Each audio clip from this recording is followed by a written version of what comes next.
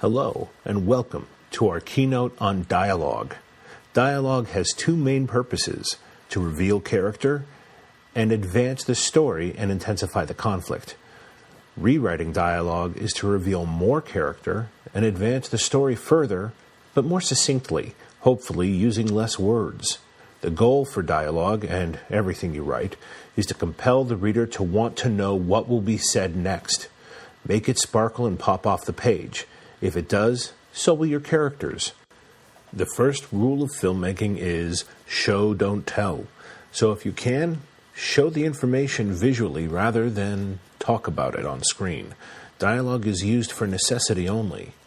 Start by remembering an actor has to speak whatever it is that you write. So if you want the lead role to be actor bait, which believe me when I say you do, remember, your protagonist needs to have the best lines of dialogue in the scene. If a different character has to say a certain fantastic line of dialogue you cannot give to your lead, that's great. You just raise the bar to give your hero a line that tops it. In editing and rewriting, you are now at the developmental stage of your material to challenge yourself, your wit, your abilities. It is actually possible to impress even yourself. That's always the goal. If the script's final execution can be the reward to yourself, then whatever else comes from it is gravy. Do not keep any predictable dialogue in your scripts. You can fix this by using unpredictable responses. And often the best way to show an unpredictable response won't even come through dialogue, but rather through action which implies an answer. Say, for example, you've got a scene where a character is about to confess to something. If questioned, did they do it? What's more effective and less predictable? That the character responds, "Yes, I did it," or that they get sick on the cop's shoes. Or you consider other verbal tactics. Characters don't have to answer the questions they are asked, especially if answering it will get in the way of what they want to achieve in the scene. This is an example of how to make your dialogue pop. Or, don't forget, you can also use a trail-off sentence, which will... You know what, I'll explain that later. Today, we're going to talk about what makes for good and bad dialogue, how to analyze yours. Let's start by identifying and recognizing bad dialogue so we know what to change.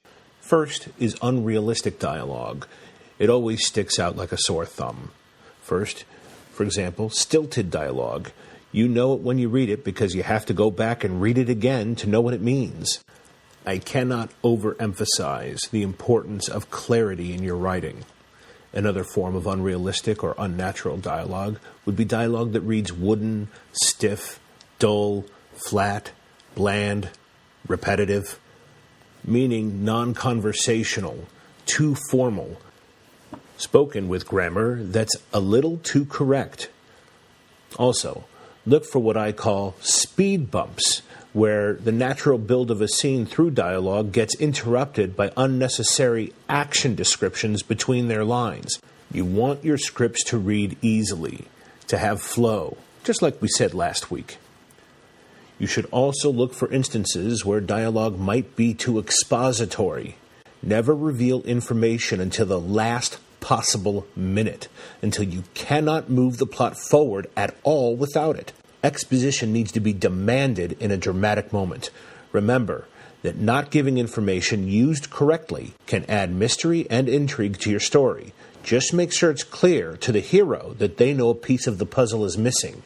Now, instead of having expositional dialogue, you're now engaging the reader in a mystery, and the audience will no longer see the exposition as exposition, but instead it becomes a reveal or a plot progression.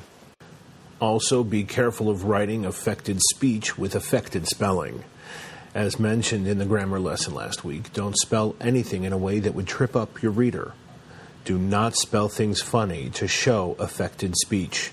That said, in comic books, they do this occasionally. For example, when Chris Claremont was writing Rogue in X-Men, he did spell out dialogue bubbles accentuating her southern drawl.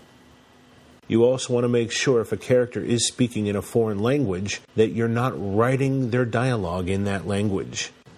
Tell the reader in a parenthetical that the character is speaking in a different language, but you would write the dialogue in English. Even if you're capable of going back and forth from English to another language, the script reader may not. Lastly, you want to make sure that your dialogue isn't on the nose. And by on the nose, it's where the dialogue is obvious and the character says exactly what the character feels, means, and wants from the other character in the scene. If your dialogue matches the POV of the scene from the character, then you've written on the nose dialogue and it's time to change it. But how do you fix it? That brings us to subtext, which brings us to good dialogue. You'll start by never saying everything.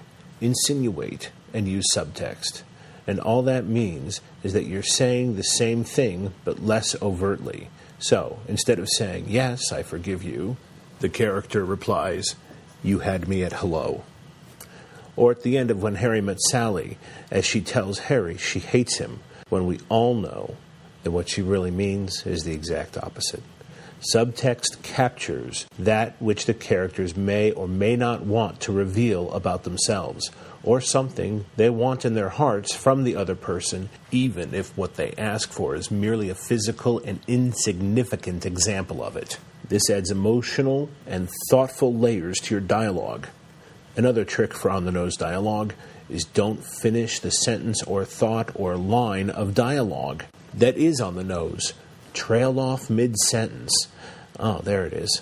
The audience can fill in the blank if they know what was going to be said anyway, and the trail off provides the actor with a real quote-unquote moment, because they have to finish the line with their eyes and their posture, but not with their voices.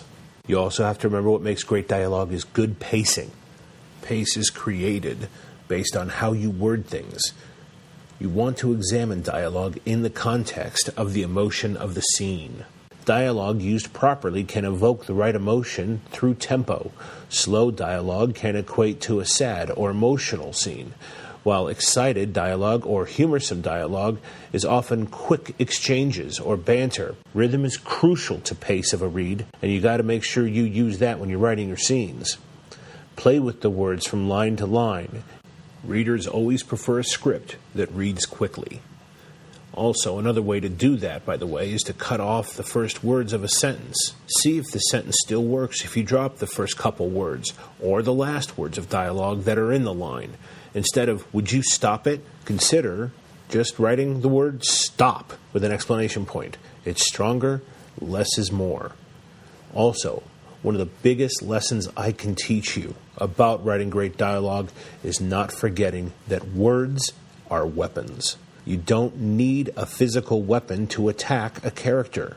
Words are more than tools, and they only have power if you give it to them. Also, ask yourself if the character who is speaking is thinking clearly. State of mind plays very well into the dialogue that they speak. It's true. Dialogue is the focus of the read after pages 1 through 5. It must snap off the page. So, make it great. Possibly the best way to do that is through personality. Show their personality, their sarcasm, their wit. Like I said earlier, dialogue should be smart. It should be unpredictable. So have a character answer a question with a question. Delay a response. Let it be met with silence. A look without speech increases tension. Use a metaphor instead of a direct response. Or how about oppositional dialogue, where the dialogue is contrary to the action we're seeing? Like, for example, when two characters sling insults back and forth at one another between their kisses. Characters can use jargon and slang, just so long as they're words that you spell correctly. You will know which to use if you stop and think about who is speaking and that character's personality.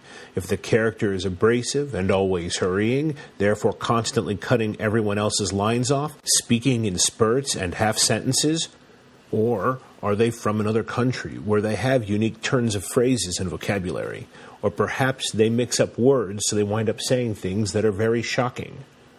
Always turn to the character for how they would do it, so that when you're stuck, all you have to do is ask yourself, in this situation, given where this character is and has just been, and the way they think, and where they think they're going, What would that person say? Stop writing for just a second, take a deep breath, step away from the keyboard, and let the unique character talk to you in your head. Hear them and how they speak.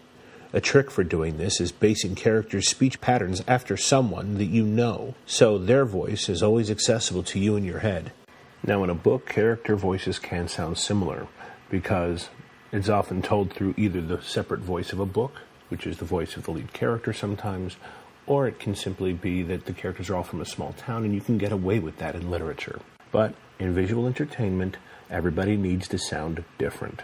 So unique, in fact, to the character that you should be able to take a line of dialogue, pull it out of the script, and have it read out loud, and without looking who said it, know who said it. If you have written your characters that specifically, you've written some great dialogue and you know your characters well. If any two characters sound anything alike, well, you have not found their individual voices. Personality is also about giving characters a realistic voice. For all the lecturing and the materials you've gotten on writing dialogue, what will help you the most is listening to unique ways real people speak. If you don't know somebody who sounds like the character you wish to write, then go to the airport and listen to strangers talk. Sit there with a paper in your hand and listen. You can do the same at a diner.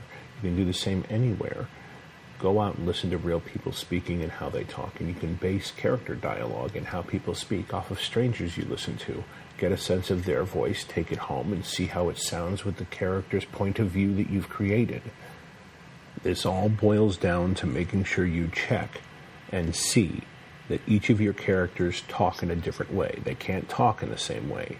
You need to make sure you've individualized the speech patterns of your characters. For example, you won't want all of your characters to use the word like all the time and stuff, you know? But if one character uses the word like, you know what I mean? It's okay, just one though. Therefore, personality and personal style of the character each play a role in the dialogue that you write. They can have a unique style of speech, but spell it correctly. And if after all these tricks, the line simply doesn't work, then get rid of it. These platforms that all of you are writing in are innately visual mediums. Always tell a story visually rather than talk about it. If you can say it without dialogue, do. The best conversations in a movie are not vocal. One of my favorite scenes is from the movie The Bodyguard, starring Kevin Costner and Whitney Houston. Now, Kevin Costner has replaced another bodyguard as head of security for Whitney Houston. And when there is a threat, Costner's character leaves the bodyguard behind in the rain who used to be the head of security.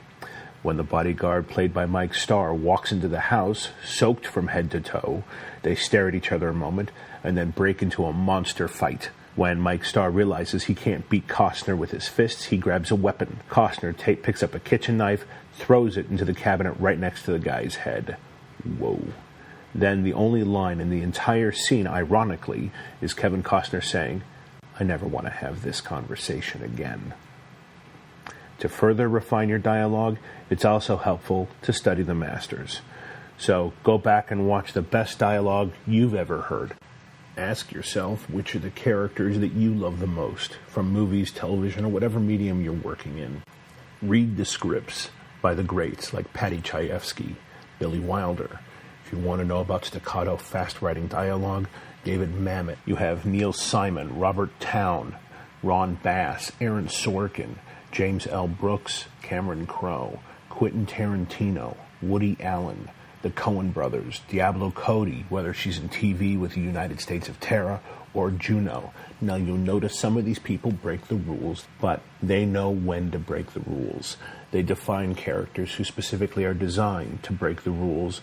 Look, if you have a unique style all your own, and that's what you feel makes your voice most you, then ignore the rules that you don't like. These are generalities used to help guide people into what Hollywood format is accustomed to, okay? In comic books, you might look at the dialogue of Brian Michael Bendis and the late, great Steve Gerber's Howard the Duck, his run at Marvel. And lastly, and probably most importantly, is practice. Practice makes, well, if not perfect, at least it makes better. It's a muscle that needs to be exercised. Write daily. I find that the minimum amount of time I like to set aside is 2 hours to write. A block like that, it gives you time to get into the writing feel and flow of things before you're done.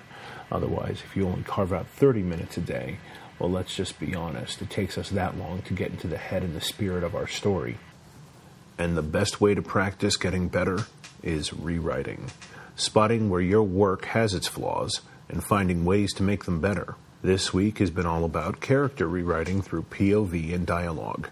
That brings us to this week's assignment and the optional exercises you can do for yourself to make your script the best it can be. There are also some solid tips in there about voiceovers and flashbacks, so please be sure to read those. Thank you so much for taking the time to listen.